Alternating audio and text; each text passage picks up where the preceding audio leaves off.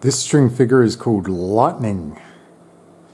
To do this string figure, I just want to start with the loop of string across my pointer fingers this time, and I'm going to keep my pointer fingers close together, and then with my left thumb I'm just going to collect the dangling string on the right hand side and put it onto my thumb. And then with my right thumb I'm going to do the same, just collect that dangling string and put it onto my thumb. Then I can pull the whole string figure tight. It's going to look like that.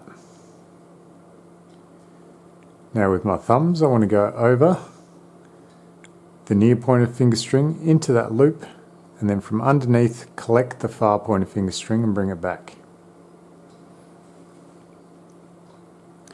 Then with my middle finger I want to go into this near triangle from underneath into the thumb loops and bring the far thumb string back, and you should get something that looks like that. And then I want to get my little fingers into these triangles and then pull my little fingers back.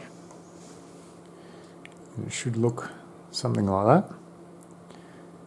Now just drop your thumbs gently. Now the trick to getting this string figure to display nicely is you have to just put a little bit of tension on it, and you'll see that the strings, these strings here, will start to roll forwards. Get them to roll forwards a little bit like that.